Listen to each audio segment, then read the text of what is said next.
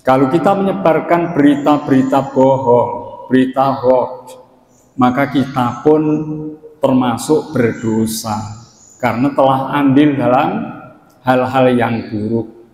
Terutama bila ada hadis-hadis palsu ya dikirim kepada kita dari grup, hati-hati. Kalau kita ikut menyebarkan hadis palsu, kita ikut berbuat dosa. Kalau hadis itu disebar terus-menerus, berantai lewat grup WA, kita yang pernah ikut menyebar akan terus mendapat dosanya. Itulah dosa jariyah.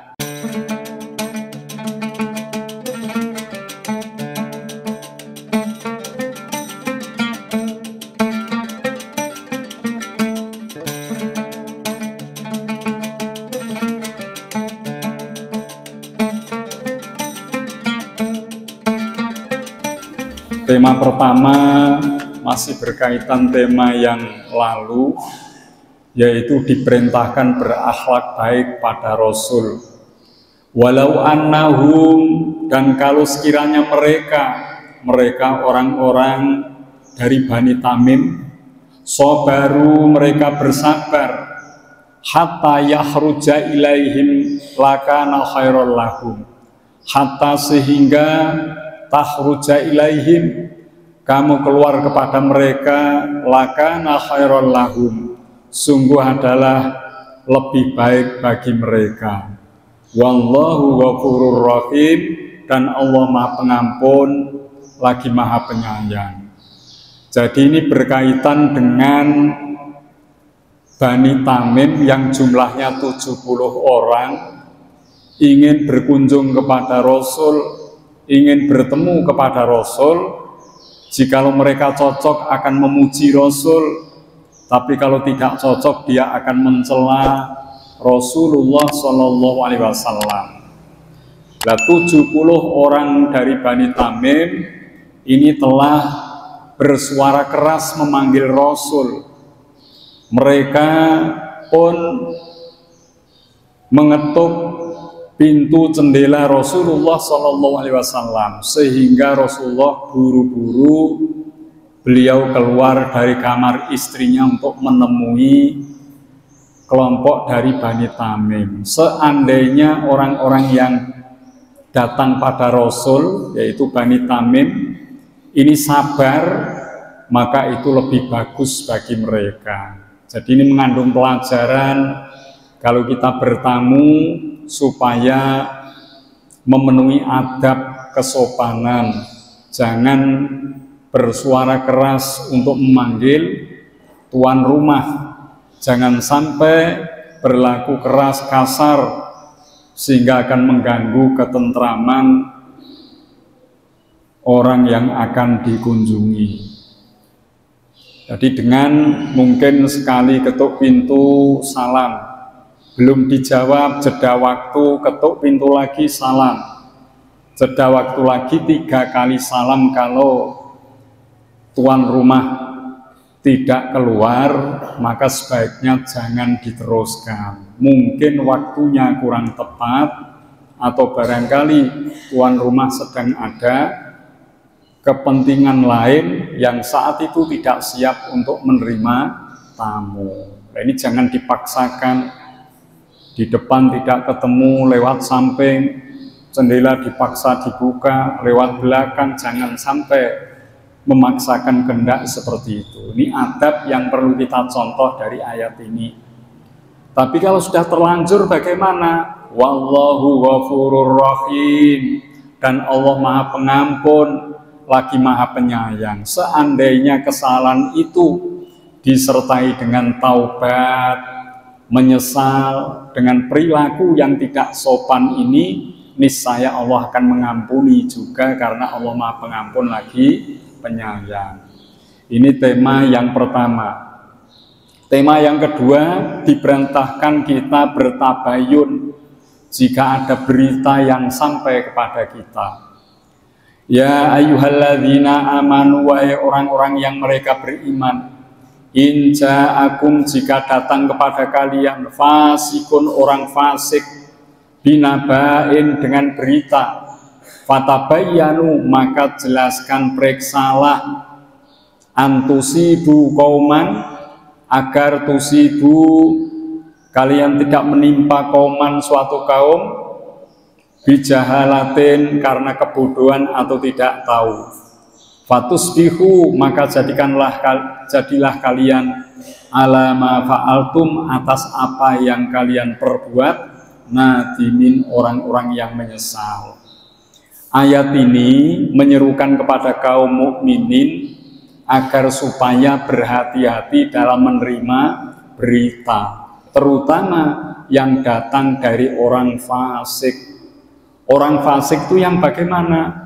Orang yang menentang kepada perintah-perintah Allah. Orang fasik itu suka berbuat dosa dengan unsur kesengajaan. Jadi kalau ada berita dari mereka, fatabayyanu maka periksalah, tabayun. Sekarang kita sering mendapat berita dari WA, dari medsos, ya, terkadang tanpa diperiksa berita itu belum tentu benarnya sudah kita sebar kepada yang lain. Ini jangan sampai terjadi. Kalau kita menyebarkan berita-berita bohong, berita hoax, maka kita pun termasuk berdosa karena telah andil dalam hal-hal yang buruk. Terutama bila ada hadis-hadis palsu, ya, dikirim kepada kita dari grup, hati-hati. Kalau kita ikut menyebarkan hadis palsu, kita ikut berbuat dosa. Kalau hadis itu disebar terus-menerus, berantai lewat grup WA, kita yang pernah ikut menyebar akan terus mendapat dosanya. Itulah dosa jariyah. Ada pahala jariyah. Kalau suatu kebenaran kita sampaikan pada orang lain, kita dapat kebaikan dari orang lain. Orang lain menyampaikan pada grup-grup yang lain, kita mendapat kebaikan yang terus-menerus. Itu pahala jariyah. Tapi ada dosa jariyah.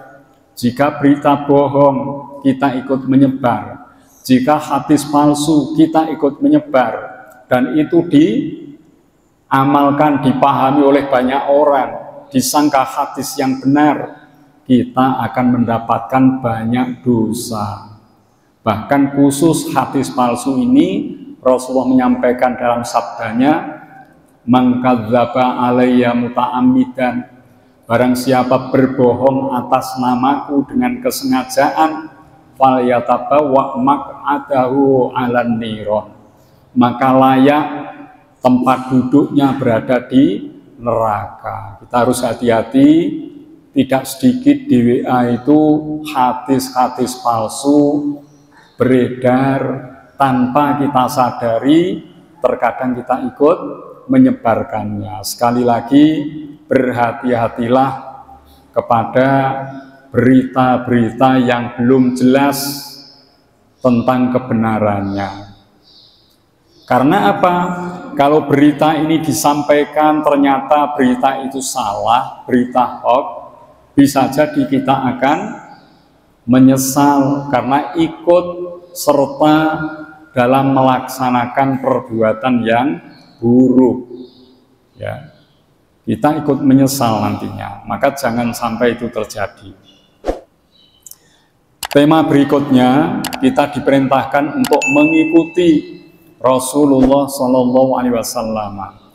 Wa'lamu anna fikum Rasulullah, wa'lamu dan ketahuilah, anna fikum bahwa di antara kalian Rasulullah, Rasul Allah. Rasul berada di tengah-tengah kaum mukminin, ya, ini supaya disadari sehingga kaum mukminin tidak boleh melakukan sesuatu atas dasar keinginannya sendiri, harus merujuk dan tunduk kepada Rasulullah yang dibimbing oleh Allah Subhanahu wa ta'ala. Lau yuti'ukum, ya, jika dia mentaati, menuruti kalian fi kasirin dalam kebanyakan minal amri dari urusan la anittum tentu menyusahkan kalian. Walakinnallaha tetapi Allah habbaba menjadikan cinta ilaikum kepada kalian al-imana keimanan. Wa zayyanahu dan dia menjadikan indah fi qulubikum dalam hati kalian. Wa karraha ilaikum dan dia menjadikan benci ilaikum kepada kalian al-kufra ke kafiran wal fusuqa dan kefasikan wal isyan dan kedurhakaan. Ulaika humur rasyidun, mereka itulah ya, ar-rasyidun, orang-orang yang mengikuti jalan yang lurus. Jadi ini seruan kepada kaum mukminin, Rasulullah ada di tengah-tengah mereka. Jangan sampai mereka hanya mengikuti keinginan mereka sendiri-sendiri, keinginan pribadi dari kaum mukminin. Seandainya keinginan mereka dituruti oleh Allah, niscaya itu akan menjadi susah kehidupannya. Maka dianjurkan mengikuti apa yang diperintahkan oleh Rasulullah Shallallahu Alaihi Wasallam. Karena apa? Rasulullah itu telah diberikan keimanan. Karena apa? Rasulullah itu telah membenci kekufuran, kefasikan, dan juga kedurhakaan. Maka Rasul yang mendapat petunjuk ini layak untuk diikuti. Jadi ini jangan sampai kaum mukminin, kita semuanya kaum muslimin meninggalkan pesan-pesan Rasul, perintah-perintah Rasul, dan mengutamakan keinginan pribadi. Jangan sampai terjadi seperti itu. Kita harus mengikuti jejak langkah Rasulullah, karena Rasul ini berada di jalan yang benar. Rasulullah itu diberikan oleh Allah keimanan. Rasulullah itu diberikan oleh Allah kecintaan kepada hal-hal yang baik, ya. Dan Rasulullah itu diberi rasa benci kepada kekufuran, kefasikan, dan kedurhakaannya, maka layak untuk diikuti. Berikutnya, fadlan minallahi wa nikmah. Fadlan minallah, karunia dari Allah, wa nikmatan dan nikmat. Jadi kaum muslimin yang diberikan keimanan, kaum muslimin yang diberikan rasa cinta kepada kebaikan, benci kepada kekufuran, demikian pula yang dibawa oleh Rasulullah, ini merupakan karunia Allah, merupakan nikmat dari Allah. Dados kula jenengan mengenal kebaikan, mengenal mana yang buruk, ini karunia Allah yang besar. Rasulullah cinta kepada keindahan, kebaikan, membenci kepada kekafiran, kefasikan, kedurhakaan, itu adalah keutamaan yang diberikan oleh Allah Subhanahu wa ta'ala. Seandainya kita tidak bisa membedakan mana baik, mana buruk, betapa hidup kita tidak akan mendapat ketenangan, ya. Seperti orang-orang Arab jahiliyah, itu mereka tidak bisa membedakan mana baik, mana buruk, mana benar, mana salah, sehingga hidupnya diliputi oleh kekacauan, permusuhan, kebencian. Maka dengan hal-hal yang mulia ini adalah merupakan karunia dan kenikmatan dari Allah. Wallahu alimun hakim, dan Allah maha mengetahui lagi maha bijaksana. Apapun kebaikan yang kita lakukan, Allah akan memberikan balasan pahala. Apapun keburukan yang kita jauhi pun Allah akan memberikan balasan berupa kebaikan. Karena Allah maha bijaksana, yang salah dihukumi salah dan mendapat dosa. Yang benar maka akan dipuji Allah dan diberi pahala. Ini Allah Maha Bijaksana. Kados pun cekap keteranganipun menawi wonten pertanyaan sanes wekdal dipun aturke, monggo kita waos doa akhir. Bismillahirrahmanirrahim. Allahumma rahamni bil Qur'an waj'alhu li imaman wa nuran wa hudan wa rahmah. Allahumma zakkirni minhu ma nasitu wa 'allimni minhu ma jahiltu warzuqni tilawatahu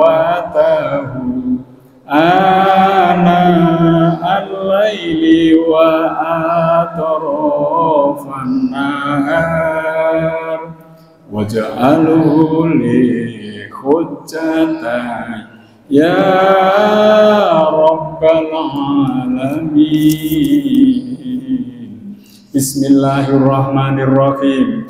Allahumma anta rabbi la ilaha illa anta khalaqtani wa ana abduka wa ana ala ahdika wa wa'dika mastata'tu a'udzu bika min syarri ma sana'tu abu'u laka bi ni'matika alayya wa abu'u laka bi dzanbi faghfirli fa innahu la yaghfirudz dzunuba illa anta subhanakallahumma wa bihamdika asyhadu an la ilaha illa anta astaghfiruka wa atubu ilaik.